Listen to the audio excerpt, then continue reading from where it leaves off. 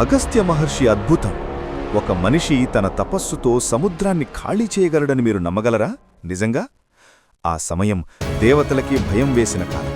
అసురులు సముద్రంలో దాక్కుని దేవతలపై దాడులు చేస్తూ ఉండేవారు. ఎంత ప్రయత్నించినా వారిని బయటకు తీయలేక దేవతలు నిరాశలో మునిగిపోయారు. అప్పుడు ఒకే పేరు వినిపించింది, అగస్త్య మహర్షి. ఆయన కళ్లలో శాంతి, కాని లోపల అపారమైన శక్తి. దేవతల బాధను చూసి ఆయన ఒక్క మాట కూడా మాట్లాడలేదు.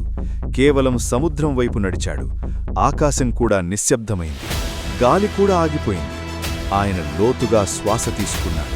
ఒక క్షణం, మరో క్షణంలో అద్భుతం జరిగింది.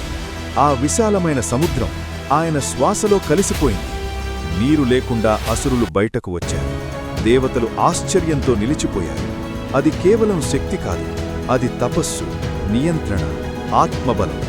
ఈ కథ మనకు చెబుతోంది, మనలో దాగి ఉన్న శక్తి మనకు తెలియకపోవచ్చు, కాని అది అపారమైనది. ఓం అగస్త్యాయ నమః అని కామెంట్ చేయండి. మరిన్ని మహాగాథల కోసం ఫాలో అవ్వండి.